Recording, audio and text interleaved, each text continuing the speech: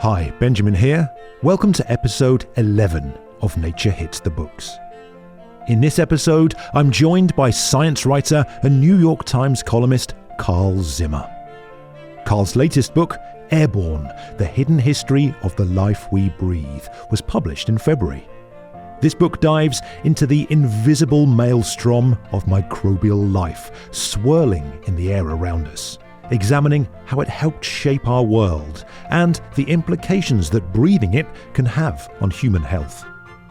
Carl and I focused on this latter topic, looking at efforts to show that diseases could spread large distances through the air, the staunch resistance to this idea, and what the rivalry between these two groups meant for public health.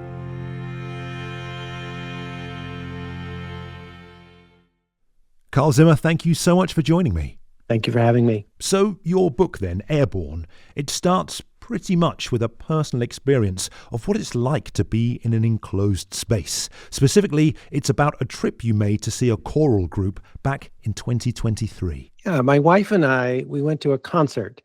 To go to this concert, we actually flew across the country and went to Washington State to a town called Mount Vernon. We wanted to see a singing group there called the Skagit Valley Chorale. And it was a lovely local concert. You know, lots of their friends were in the audience and local people who just love the music. But this was very special because, unfortunately, the Skagit Valley Chorale had been one of the first group of people to experience the explosive, deadly contagiousness of COVID. In March 2020, they got together for a rehearsal and they were following CDC guidelines. They knew that COVID was sort of around somewhere, but they were given guidelines and it seemed fine for them to get together if no one felt sick. By the end of that night, over 50 people in this group got sick. They all got sick from one person. 3 of these singers had to be hospitalized and 2 of them died.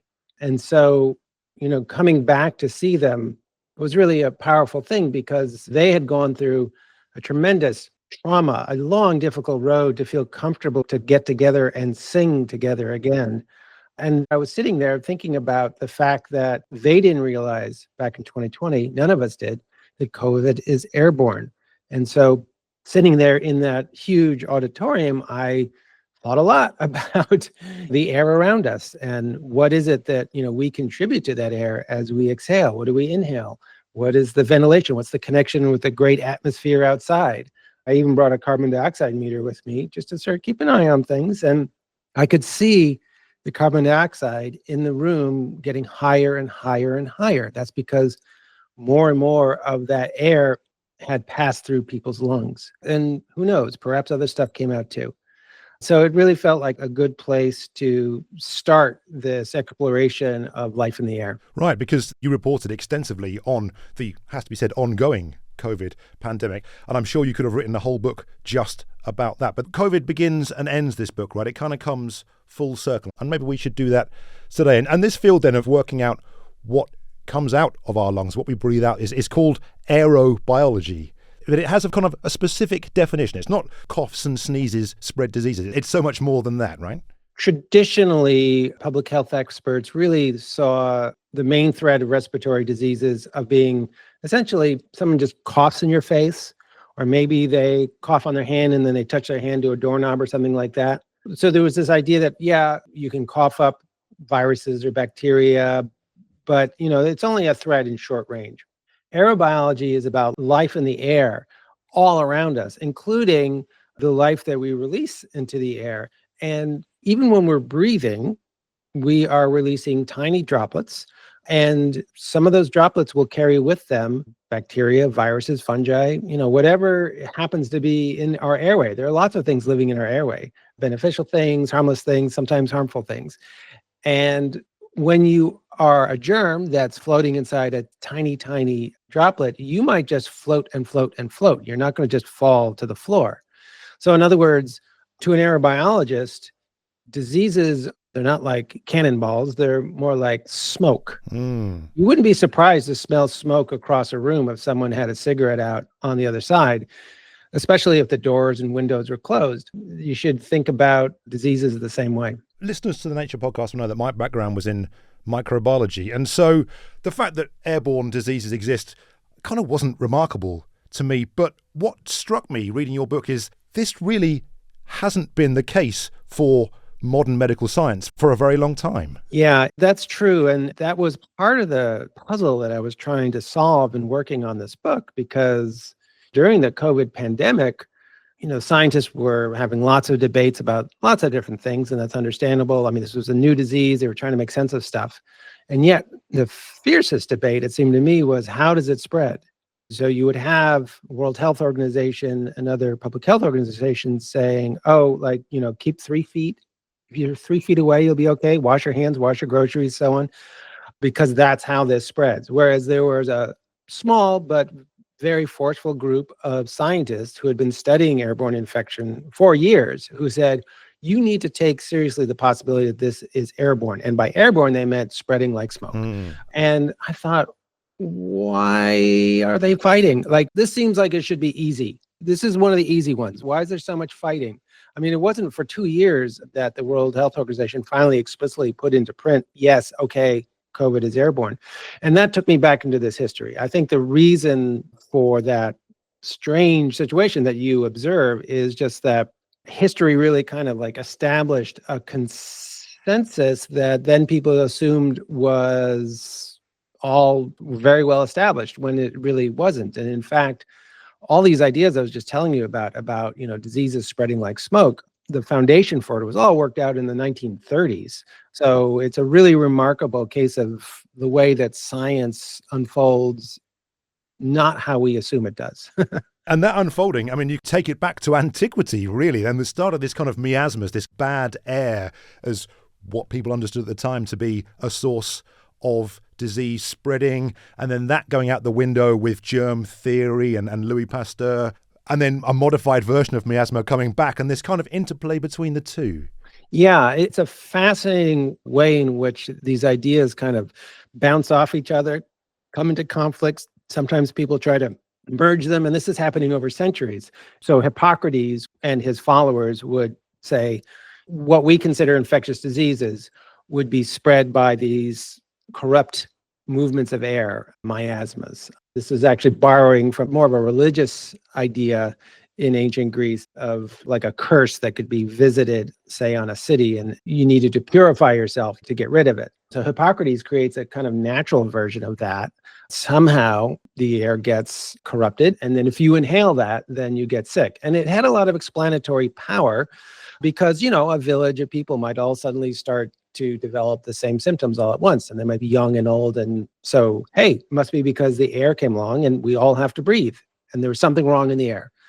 So in one form or another, this lasts for a very, very long time, past the scientific revolution, past the Enlightenment. I mean, even in the 1880s and 1890s, you have plenty of people, prominent people, saying that the air is responsible for things like cholera, typhoid. I could go on and on and on.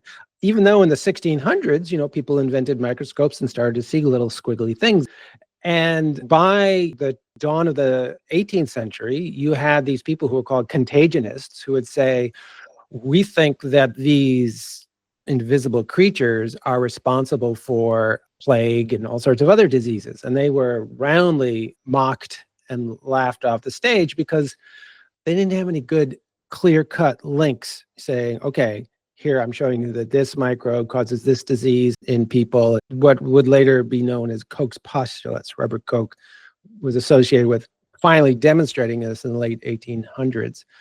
But the problem is that the germ theory of disease, like it showed, okay, cholera, not in the air. It's caused by bacteria in water. Yellow fever, not miasmas. It's a virus in mosquitoes. Syphilis is bacteria spread in sex, and on and on and on. And so one disease after another was getting essentially sort of pulled out of the air, so that by the early 1900s, you can just see it just written out explicitly, like leading public health figures saying, we don't have to worry about the air anymore. And that's really weird because people like Louis Pasteur, before he became famous for all his germ theory of disease stuff, he was an aerobiologist. He found germs floating in the air. He demonstrated that as part of his own quest to understand how life arises. And he actually thought that diseases could spread through the air. He was wrong in the sense that he thought like cholera could spread through the air. That's wrong. But, he had this idea like these germs are floating, like why can't they make us sick? But that got wiped out by the germ theory of disease. And yet there were still this kind of small, resolute group, I suppose, I don't know quite how you describe them, who want to show that the air isn't a desert. What were some of the early experiments that started to regain favor, I suppose? Plant biology and plant diseases seems to play quite a big role. Yes, that's right. Because in addition to understanding how we get sick, we want to understand how our livestock and crops get sick because, when they get sick, we have nothing to eat. And, crop failure due to diseases was something that was tormenting farmers basically since the start of the agricultural revolution. And so in the Bible, when God is threatening his people, he is threatening with diseases of crops, like, for example, stem rust, which can knock out a wheat field and then just destroy farms all over the place. It's a fungus and it spreads through the air. And so in the 19th century, a lot of the debate about the germ theory of disease was actually really about agriculture. So, for example, the Great Hunger, the Irish famine caused by potato blight, there was a huge debate. Like some people thought, well, the air is bad and it's making these potatoes rot. And then when they rot, then they spontaneously generate what we would call a blight, this microorganism. But other people said, no, that microorganism, that is the cause of the blight. That's germ theory of disease, like taking place on your farm. And so, plant pathologists were kind of ahead of the game, I would say, compared to the infectious disease people, because certainly by the early 1900s, like everybody understood that potatoes could get blight from spores going through the air and wheat could get stem rust from the air. There was this stuff around. I write about these just amazing, adventurous aerobiologists who would hop into planes or go up to the stratosphere in balloons to catch stuff. And it was dazzling. There were headlines in the 1930s about finding these plant diseases 13 miles in the sky. Like, how is this happening? How high can life go? And those people, actually, one of those people named Fred Meyer, in 1937, he actually coined the term aerobiology. And he actually convinced the US government to open up a whole research center for aerobiology. It would have been like the National Weather Service here in the US. It would have been a real revolution, but unfortunately, he died in a plane crash and the whole thing fell apart. But in terms of human diseases, there were very few people who were thinking along these lines. And really, the two key people were this husband and wife team, William and Mildred Wells. Yes, I actually, in my notes about William Wells, I've got difficult to love. Tenacious, I would say, both of them tenacious. Yeah. I mean, you tell me about them. What was interesting is that during the pandemic, as I was scratching my head and saying, like, why is this whole airborne thing so difficult and contentious? And I would talk to scientists, and more than once, people would say, well, you need to go back in history to understand this. And in particular, you need to get to know about William Wells and his wife, Mildred. And I was like, I have no idea who you're talking about. There have been no biographies written of the Wellses, none. There are just a few little scraps published in medical journals, honestly. William Wells wrote one book, which is kind of unreadable, and they published a series of papers. But again, like who they were and how they developed this idea and how does a husband and wife team work in the 1930s, like I didn't know any of that. And I noticed that someone who was writing their dissertation on sort of aerobiology in general did a little research on the Wellses and mentioned that there were some papers available. And I was like, oh, I got to check this out. And I don't know what to expect, but I didn't expect like 30 document boxes packed with letters and unpublished memos and reports and so on. And what was really surprising was that a lot of it was actually written by their colleagues complaining about how hard it was to work with them. I just like on and on and on. And suddenly I was like, oh, wow, I am dealing with two really complicated, interesting, and I have to say now, ultimately tragic figures. There's a couple reasons that we don't know about William and Mildred Wells. One is that they were ahead of the time. And another reason is that they just could not get along with anybody. They just kept destroying alliances and friendships all the time. One close colleague said they are their own worst enemies, and that was really remarkable. I think what stood out to me, Carl, is the efforts that they went to. They fully believed that diseases, human diseases, could be spread through the air and set up some extraordinary experiments. And yet it seemed like it was a swing and a miss every time. They were so close. And it wasn't until everything was put together. Things like trying to bathe whole towns in UV light, because there was this thought that maybe UV could kill things in the air. And these experiments maybe weren't quite as well controlled as they should have been, but when you piece them all together, they kind of showed more of a whole. Is that fair, do you think? Yeah, I mean, they were incredibly ambitious, but at the same time, like, you mentioned that town-wide experiments. Mildred Wells herself in 1947 did go to this New York town and basically install as many UV lamps as she could. And, the results were mixed. I mean, people should have looked at that and said like, oh, there's something here and maybe we can build on this. But there was this feeling like, we're skeptical already of airborne disease, so this isn't going to persuade us. That was part of the problem.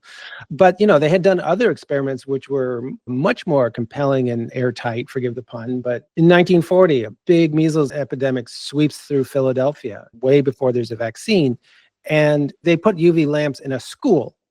And it's quite clear that, if you were in class under a UV lamp, your chances of getting measles as a 6-year-old was 10 times less than if you were unprotected.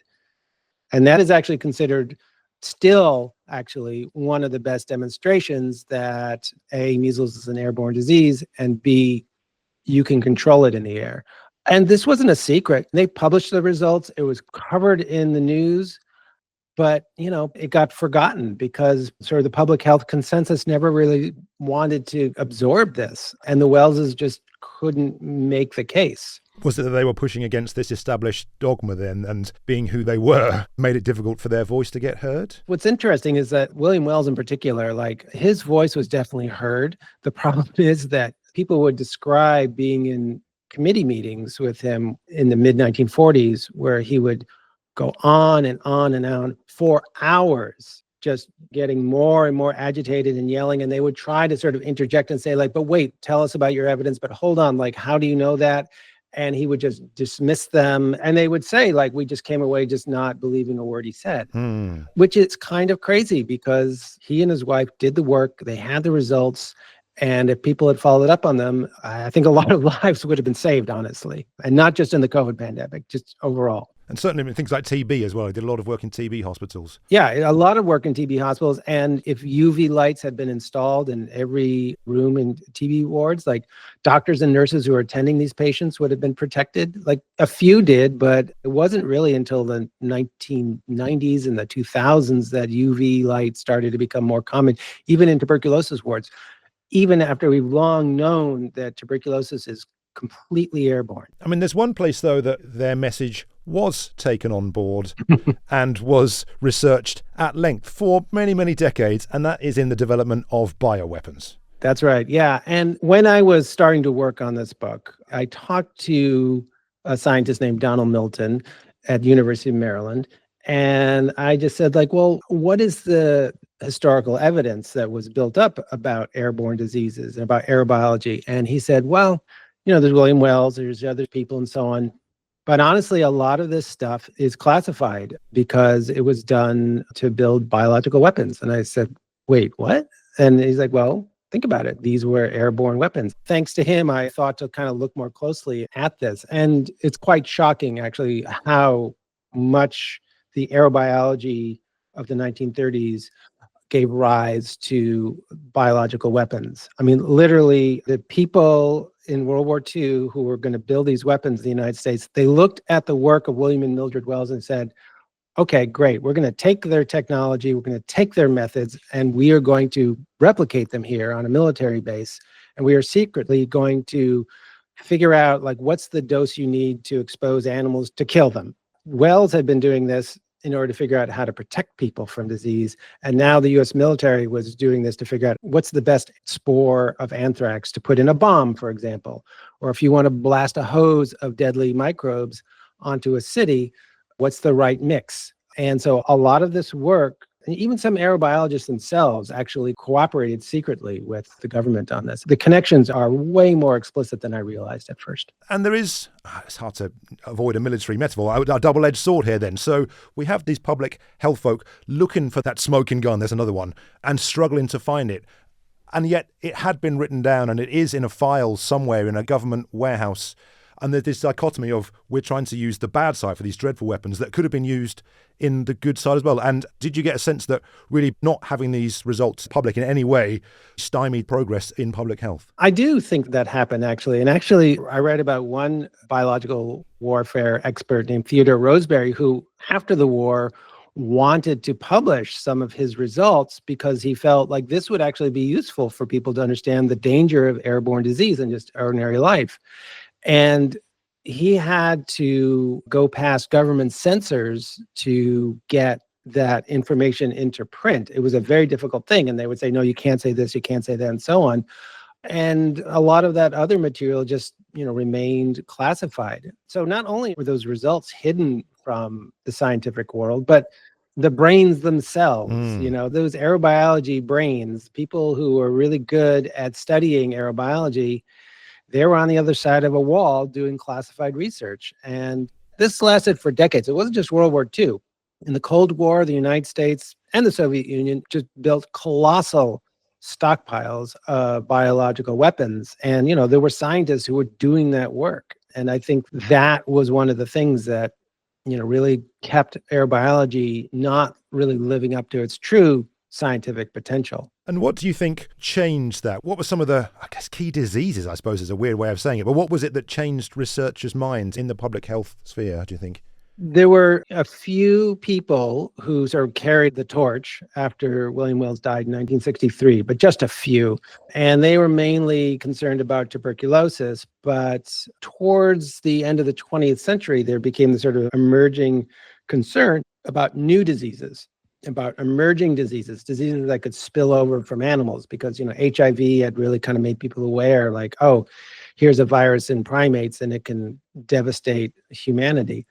And then SARS came. So this was the first coronavirus that caused a pandemic. And so in 2003, scientists are studying it, and some of them are looking at it and looking the way it's spreading in hospital wards or through apartment buildings, and they're saying this doesn't make sense in that paradigm of just short range, just spitting on you or getting the virus on surfaces. Like, this seems like it's spreading long distances through the air. And so researchers would say, I wonder how much people have looked at this in the past. And then sooner or later, they would find themselves reading something by William and Mildred Wells. And they would say, who are these people? Because they didn't know who they were. I mean, these are expert scientists who are trying to understand this. They're like, this is the first time I've heard of them. And so they all, one by one, were rediscovering the Wellses, which is kind of crazy that these people were lost for many decades. And then you started to have this small group of people who were studying things like SARS and then influenza after the 2009 pandemic, things like that, and worrying about not only might some existing diseases be airborne, but the next one, the disease X, that could be airborne. And in fact, if disease X is airborne, that's the worst. That's the worst possibility, because then it's just spreading incredibly easily and it's really hard to control. We have to be ready for it. And they couldn't get any traction, even, right up until COVID. You and I are talking almost on the 5th anniversary of the start of the pandemic. And I can think back to when that started and we didn't know what we didn't know. And really, you do obviously spend a good long amount of time looking at COVID and this fight to get the evidence in front of the right people to say that this is airborne. We need to get on top of this. I would say that from January 2020, from the first detailed reports that were starting to come out of China, people like Donald Milton, people like Lindsay Marr at Virginia Tech, people like Hugo Lee and University of Hong Kong, they were all saying this doesn't look great. And some of them thought, this actually already makes me think that this is airborne. And they immediately started to try to get the word out, to get things published in newspapers or in scientific journals right away. And they were getting rejected over and over and over again. Nobody wanted to hear it. And then they said, the World Health Organization, you need to think about whether this is airborne. They would go on Twitter and say, COVID is not airborne. In hindsight, we can tell that if those people had been taken seriously, then this probably would have been a different pandemic. And what do you think was one of the key things that happened? Obviously, you have your choir that you visited, for example. I mean, was that something that tipped the scales, do you think? Or was it an accumulation of results? Or did one thing make people sit up and take notice? I wouldn't say it was one thing, but certainly there were some key studies that once people really started to look at them and think seriously about them, they said, it's starting to look like maybe that makes more sense than the way we were thinking about it before. And the Skagit Valley Chorale and their outbreak was one of those key experiences, because the news hit that all these people had gotten sick at once. And then some of these same scientists I was telling you about, they got in touch with the singers and they said, we've been concerned that COVID is airborne and people haven't been taking us seriously. We would like to work with you to study what happened. And so they all agreed to this. And the singers were like, maybe something good can come of this horrible thing that we've been through. So they worked together, and the scientists published a paper where they laid out that based on the principles that William and Mildred Wells had laid out, the best explanation, they concluded, for how this thing happened was that one person came into that church that night for rehearsal and released these droplets, and they traveled many meters away, and other people inhaled it and they got COVID. And so, yeah, I would say that was one of the key things. People would talk about it later. It was very strange for this chorale to look around and say, like, oh my gosh, we've become like famous in the scientific literature. Like, what's going on? And I think it's fair to say that this argument that diseases aren't airborne, or this dogma that, it is close contact, that has passed now, surely, as a result of the COVID-19 pandemic. And does this mean that more people are now really paying attention to this sort of thing, or more avenues of research are being opened up looking at this kind of aerobiology, do you think? I do think so. I mean, Nature actually published sort of a consensus report on COVID and some of the main conclusions. And at the top of the list, they said COVID, it spreads through the air. There are certainly still some scientists who think, oh, well, maybe there are other routes that it can also use. But I would say that the scientific consensus is clearly that it's airborne. And not only that, but the World Health Organization has actually overhauled all its language and its conceptual frameworks about how diseases spread. And now they are working on this concept of how pathogens can transmit through the air. And physicists are getting involved in creating exquisitely detailed models of what happens in your lungs and then what happens to the pathogens that you might release in the air, depending on ventilation and humidity and all those other factors. So it definitely has given life to aerobiology in a big way.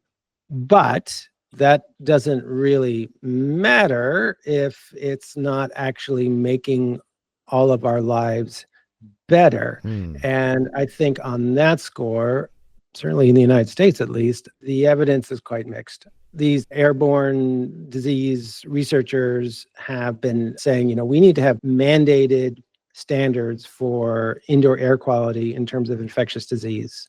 If you're going to build a building or retrofit a building, like, you need to guarantee that people are not going to be at high risk of inhaling some dangerous disease just because you have unventilated air indoors.